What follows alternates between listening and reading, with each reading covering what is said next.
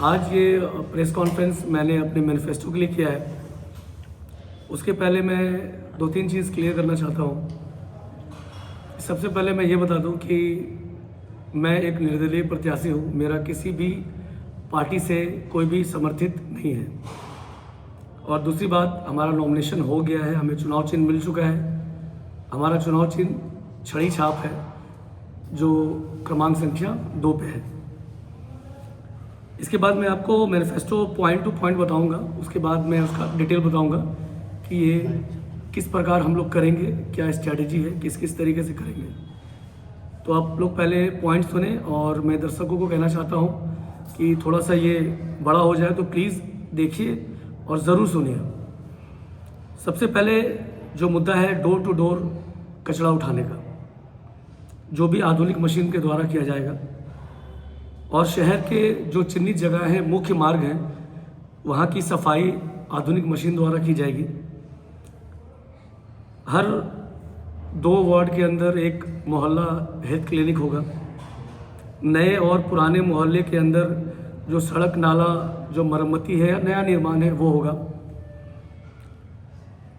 और स्टूडेंट्स के लिए जो है डिजिटल लाइब्रेरी होगी।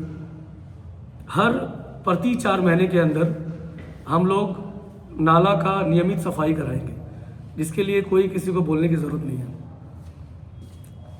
मुख्य स्थान पे ऑपरेटेड शौचालय होगा और नई आधुनिक वाटर ट्रीटमेंट प्लांट द्वारा ड्रेनेज सिस्टम बनाई जाएगी।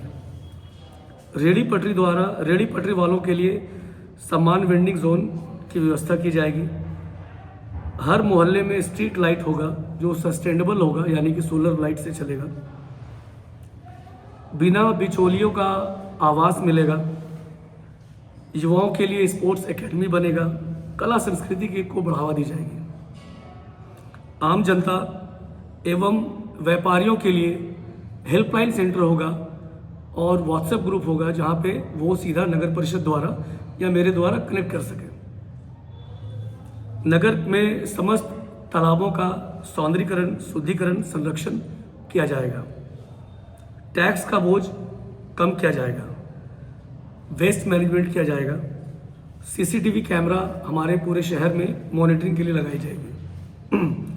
ये मेरा पूरा मुद्दा है। अब इसको मैंने प्रायोरिटी बेस्ड बनाया है कि हम आने वाले 3 महीने के अंदर क्या करेंगे और पूरे कार्यकाल में मेरा टॉप प्रायोरिटी काम क्या होगा। तो 3 महीने के अंदर मैं सबसे पहले डोर टू डोर सफाई शुरू कर दूंगा कि हर डोर से कूड़ा उठना शुरू हो जाए। उसके बाद जो शहर के मुख्य मार्ग हैं वहाँ पे सफाई नियमित तौर पे 2 बार होने लगे। प्रति 4 महीने में नाला की सफाई हो जाए और हर मोहल्ले में स्ट्रीट लाइट, सोलर लाइट लग जाए। ये मेरा 3 महीने के अंदर का स्ट्रैटेजी है।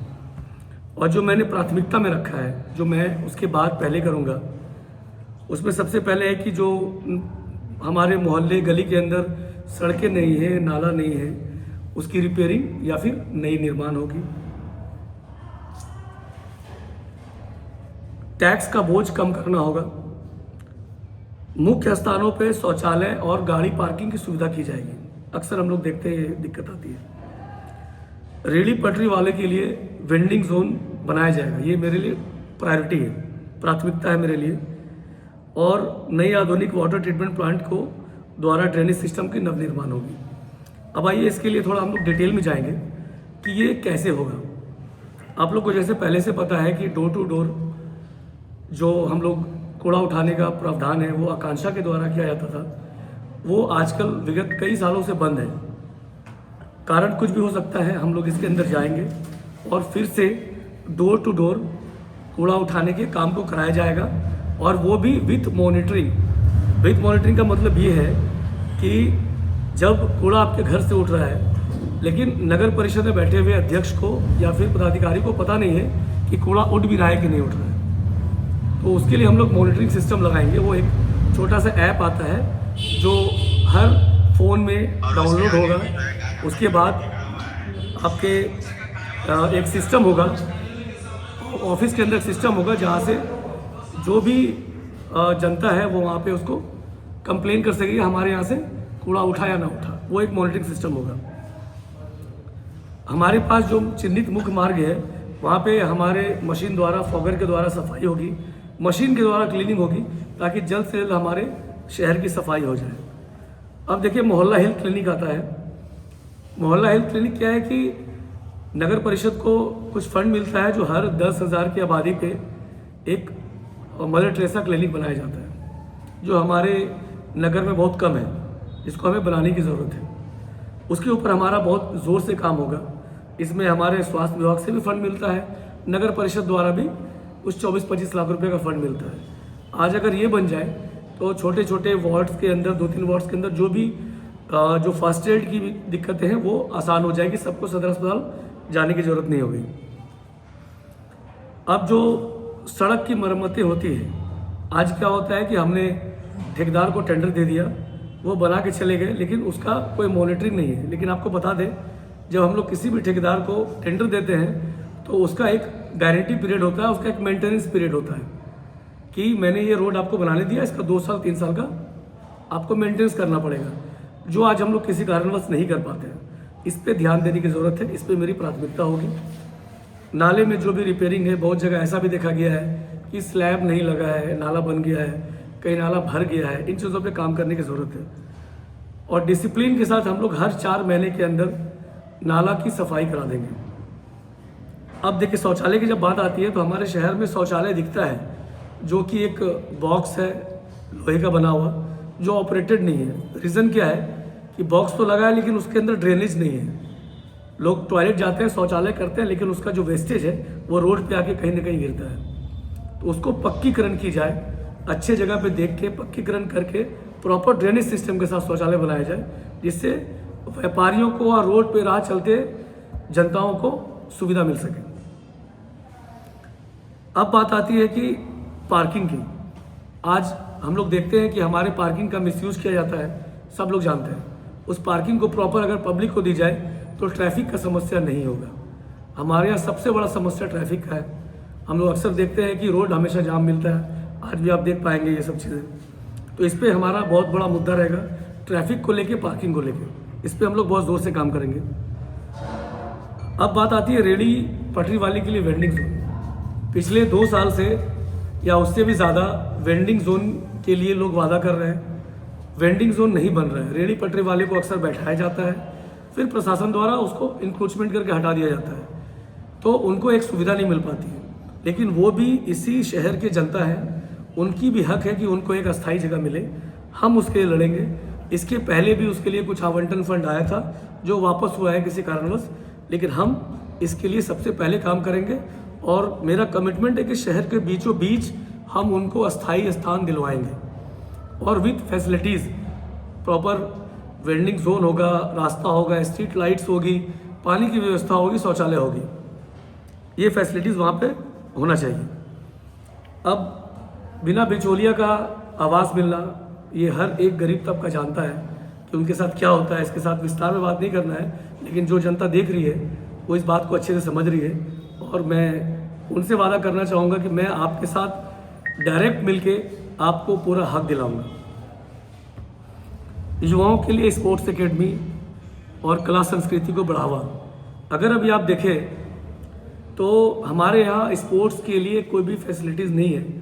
आज मैं काफ़ी सारे स्पोर्ट्स के बच्चों के साथ काम किया हूँ, उनके साथ मिला हूँ। काफ़ी सारी समस्या है, किसी को टेबल टेनिस खेलने की सुविधा नहीं मिलती है।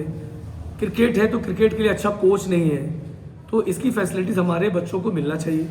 कला संस्कृति के लिए हमारे पास फैसिलिटीज़ नहीं है, हम लोग उसके लिए कभी कोई कंपटीशन नहीं कराते हैं, उनको जागरूक नहीं करते हैं। तो इन चीज़ों में हमारे बच्चे पिछड़े हैं, इस पे काम करने की ज़रूरत है। डिजिटल लाइब्रेरी हमें चाहिए।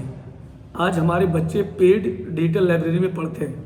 आज हमारे शहर में ये व्यवस्था चली आ रही है, एक प्रचलन चल चुका है कि बच्चे पढ़ने के लिए एक डिजिटल लाइब्रेरी में जाते हैं, जहाँ पे उनको 2,000-3,000 रुपये महीना पे करना पड़ता है। लेकिन ये उनका हक है कि सरकार उनको एक लाइब्रेरी या 2 लाइब्रेरी दे। आम जनताओं के लिए हेल्पलाइन, ये एक बड़ा मुद्दा है। आज अक्सर हम लोग ये देखते हैं कि जब जनता के बीच जाएंगे तो वो बोलते हैं कि हम किसको बताएं, कहाँ कंप्लेन करें। कोई सुनने वाला नहीं है।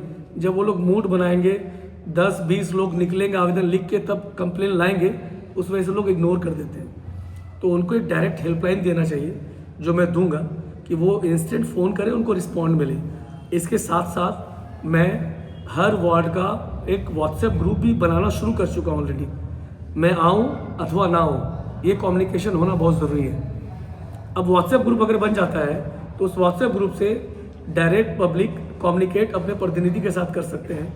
उसके अंदर हम लोग कुछ कुछ फैसिलिटीज़ डालेंगे, जैसे नगर परिषद से रिलेटेड फैसिलिटीज़, बिजली से रिलेटेड फैसिलिटीज़, प्रशासन से लेके फैसिलिटीज़। अगर आपके वार्ड में कोई घटना हो गया, आप इंस्टेंट कहाँ बताएंगे? आप इंस्टेंट वीडियो बनाएं, उस ग्रुप में डालें। उस ग्रुप का जो प्रतिनिधि होगा वो सीधे प्रशासन को रिपोर्ट करेगा। फिर हो सकता है 2 घंटे 3 घंटे बाद आप लोग एफआईआर करें, लेकिन कम्युनिकेशन ईजी करना होगा, जनता के साथ आपको जुड़ना होगा, तभी लोग आपसे जुड़ेंगे, आप उनकी बातों को सुन सकेंगे।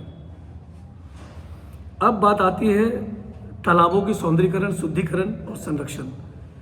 ये एक अहम मुद्दा है। इस पर काफ़ी लोगों ने बहुत सारा बातें कहा है कि मैंने ये किया वो किया। खैर, इस पर मेरा मुद्दा नहीं है, मैं किसी के ऊपर कटाक्ष नहीं करना चाहता हूँ। लेकिन आप इमेजिन करो, अगर हमारा मुल्लस टैंक, एक एग्जांपल बता रहा हूँ, ऐसा बहुत है, मुल्लस टैंक है, शिवगंगा है, गोली पोखर है, बहुत है। आप इमेजिन करो, इस पोखर को अगर अच्छे से इसकी जल संचय अधिनियम के द्वारा इसके पानी को स्टोर किया जाए और उसके मेड़ पे हम लोग एक वॉकिंग यार्ड, छोटा सा गार्डन बना दें, तो कितना फैसिलिटीज़ मिलेगा उस सोसाइटी के लोगों को। वहाँ पे एक अच्छा स्ट्रीट लाइट हो, एक रिफ्रेशमेंट होगा, पब्लिक को एक फैसिलिटीज़ मिलेगी। तो ये मुद्दा है। और मैंने ग्राउंड पे रह के कई सारे ऐसे जगहों को देखा है जो पोखर है, लेकिन उसको आज तक कोई देखा नहीं है, उसको बनाने के बारे में सोचा नहीं है। मैं आज भी साकेतपुरी में मैं एक तालाब देख के आया हूँ कि जो आज वो एक कूड़ा का ढेर बन चुका है, लेकिन वो तालाब बन सकता है। इन चीज़ों पे काम करना होगा, तभी हमारा जल संचय हो सकता है। अब आइए टैक्स के बोझ को कम करना। लेकिन ये तो बात मतलब अचरज वाली है कि आप टैक्स के बोझ को कैसे कम कराएंगे? आप अपने शहर को कैसे चलाएंगे जब आप टैक्स के बोझ को कम कर देंगे? लेकिन हमारे पास कमाने के डिफरेंट सोर्स हैं जिससे हम कमा सकते हैं। कमाने का सोर्स सिर्फ ये नहीं है कि आप टैक्स बढ़ा दो, पार्क के ऊपर चार्ज लगा दो, या फिर आप पार्किंग के ऊपर चार्ज लगा दो। इसके और भी आप एग्जाम्पल पकड़ो। अगर मेरे पास वेस्ट रिसाइकलिंग होता, मेरे पास वेस्ट मैनेजमेंट होता, तो आज हम महीने का लाखों कमा सकते थे वेस्ट मैनेजमेंट से। आज हमारे पास डंपिंग यार्ड है जो हमारे वेस्ट को रिसाइकिल करने के लिए बनाया गया है कि आप अपने घर से कूड़ा उठाओ, उसको डंप यार्ड में लेके जाओ और गीले कचरे को गीले में करो, ड्राई को ड्राई में करो, ताकि जो ड्राई कूड़ा है उसको रिसाइकिल के आप फाइबर में कन्वर्ट करो, जो गीला कचरा है उसको आप बायोगैस बना दो या फिर उसका खाद बना दो और उसको आप रिसेल कर सकते हो। आप उस फाइबर से एक बिजनेस दे सकते हो यहाँ पे नगर परिषद को। अब जब बात आती है पैसा आप कहाँ से और बना सकते हो, आज हमारे शहर में स्ट्रीट लाइट जलती है, हाई मास जलती है, जो बिजली का हाई कंजम्पशन करता है। नगर परिषद उसकी भी बिजली बिल देती है, लेकिन आज हम लोग सस्टेनेबल एनर्जी पे अगर आ जाए, हमारे हर वार्ड हर गली में सोलर लाइट लग जाए, तो वो बिजली बिल भी हमारा इनकम होगा। अगर वो हमारा इनकम बन जाए तो शायद हम पार्क में चार्ज ना लगा सकें या किसी भी इस तरीके की चीज़ों पे चार्ज ना लगा सकें जो हमें मूलभूत सुविधा मिलनी चाहिए। तो ये सारी चीज़ें हैं, तो हम लोग यहाँ पे टैक्स कम कर सकते हैं, वहाँ से इनकम ला के यहाँ पे टैक्स कम कर सकते हैं। तो ये तो मेरा मैनिफेस्टो है कि हम इसको काम करेंगे। इसके ऊपर मैंने डिटेल से बताया है, आप लोगों का सवाल भी लेंगे, आप लोग का सवाल होगा उसका जवाब देंगे। लेकिन इसके साथ साथ मैं आपको पहले बता दूं कि मैं आज प्रत्याशी हूं, इसके पहले मैं सोशल एक्टिविस्ट भी हूं। मैं विगत सालों से सोशल एक्टिविटी कर रहा हूं। तो इसके लिए भी मैंने अगर मैं नगर अध्यक्ष बनता हूं तो इस चीज़ों को करने के साथ साथ मैं अपने सोशल एक्टिविटी को भी चालू रखूँगा, जिसके ऊपर भी मेरा कुछ पॉइंट है जिसके ऊपर मैं काम करूँगा। जो हेल्थ कैंप मैं हमेशा करता हूँ, मैं विगत 2-3 साल से हेल्थ कैंप कर रहा हूँ, ब्लड डोनेशन कैंप कर रहा हूँ, वो मैं रेगुलर करता रहूँगा। उसके बाद स्वच्छता पे अवेयरनेस, मतलब पब्लिक कैसे रिस्पॉन्सिबल बने अपने सड़क, अपने घर को, अपने कूड़े को डस्टबिन में डालने के लिए, उसके लिए उसकी जागरूकता करना युवाओं के द्वारा, उस पर हम काम करेंगे। स्टूडेंट्स के लिए करियर काउंसलिंग करेंगे। शायद अभी तक किसी ने गोड्डा में करियर काउंसलिंग नहीं की हो। अभी हमारे साथ स्टूडेंट, मैंने स्टूडेंट से, काफ़ी सारे स्टूडेंट से बात किया है, उसका अक्सर परेशानी होता है कि भैया हम लोग इंटर कर लेते हैं, ग्रेजुएशन कर लेते हैं, उसके बाद क्या करें जिससे हम इजी अर्निंग कर सकें, जल्दी अर्निंग कर सकें। आज उसके लिए फैसिलिटीज़ नहीं है हमारे पास। अगर हम लोग साल में एक बार करियर काउंसलिंग कर लें तो शायद हमारे बच्चे जल्द से जल्द कमा सकें और कुछ बेहतर काम कर सकें। ये बहुत इंपॉर्टेंट है। आज हमारे यहाँ बच्चे इंटर, ग्रेजुएशन, मास्टर्स, पीएचडी कर करके बैठ जाते हैं, लेकिन उसको स्मार्ट टेक्निक पता हो, एआई के बारे में पता हो, डिप्लोमा के बारे में पता हो, तो वो आराम से काम कर सकते हैं। तो ये मेरा अपना एक्टिविटी होगा कि मैं करियर काउंसलिंग करूं। अब एक मुद्दा बहुत अहम है जिसके ऊपर हम लोग कभी ध्यान नहीं देते और हमें चिंता करना चाहिए, air quality index. Air quality index के बारे में जो हम चर्चा करते हैं, तो आप आज 2 साल पहले चले जाए या फिर 1.5 साल पहले चले जाए, दीपक सर समझ रहे होंगे कि हमारा AQI 48 होता था। आज भी आप अपना वेदर वाला खोल लेना, उसमें आता है AQI। आज ठंडा है तो हमारा AQI 148 है, गर्मी में हमारा AQI 400 होता है। अगर हमारा AQI 1000 हो जाए तो हमें सांस लेने में दिक्कत होगी। आप समझ सकते हैं इसका मतलब क्या। आज 800 दिल्ली का AQI है, अब गोड्डा में रह के, इतने स्वच्छ जगह पे रह के 400 है। इस पे विचार करने की ज़रूरत है, हम क्या कर रहे हैं। ये हमारी सोशल रिस्पॉन्सिबिलिटीज़ है। आज हमारे शहर में पेड़ तो नहीं है लेकिन यूनिपोल बहुत है। हम लोग व्यापार करने बैठे हैं, नगर परिषद सिर्फ व्यापार कर रही है, सोशल रिस्पॉन्सिबिलिटीज़ नहीं है। आज हमें ज़्यादा से ज़्यादा हमारे शहर में पेड़ लगाने की ज़रूरत है, जल संचय करने की ज़रूरत है। आज हम लोग बोरिंग कर रहे हैं, राइट। बोरिंग करने का आदेश भी तुरंत देते हैं, कोई जांच नहीं होता है कि हम लोग बोरिंग करवा रहे, भाई लिख के तो बोरिंग कर रहा, 1000 रुपये रसीद काट लो। लेकिन नहीं, आपको जनता से कमिटमेंट कराना होगा कि आप बोरिंग कराओ, ये रेट है, लेकिन साथ में मेरा एक कंडीशन है कि आपको जल संचय अधिनियम के द्वारा आपको वो व्यवस्था करनी पड़ेगी, अपने बोरिंग के चारों तरफ पत्थर रखना पड़ेगा ताकि पानी जो बरसात का है वो जल संचय हो। तो हमारा अर्थ भी सेफ रहेगा। अगर हम प्लांट लगाएंगे, सफाई रखेंगे, तो हमारा AQI भी धीरे धीरे करके ठीक होगा। आज धर्मोडी के अंदर जो हमारा डंप यार्ड है, जो डंप यार्ड हो चुका है, असल में वो रिसाइकिल सेंटर बनाया गया है, लेकिन वो डंप यार्ड हो गया, उसको अंदर से आग लगा दिया गया हो। आप लोग से विनती है उसको कवर करें और जाके पब्लिक को दिखाएं कि हमारे शहर में क्या क्या हो रहा है। उसके अंदर आग लगाया गया है, वो पॉल्यूशन बड़ा कर रहा है। मैं सिर्फ अडानी को ब्लेम नहीं करता हूँ कि वो गंदगी का या AQI ख़राब करने का रिस्पॉन्सिबल है, हम भी उसके रिस्पॉन्सिबल हैं। हमारी जनता भी है, वो डंप यार्ड में जो आग लगाया वो भी है। इन चीज़ों पे हमें विचार करने की ज़रूरत है। तो ये हमारा एक मुद्दा था, हमारा विज़न था जो मैंने आप तक रखा। अगर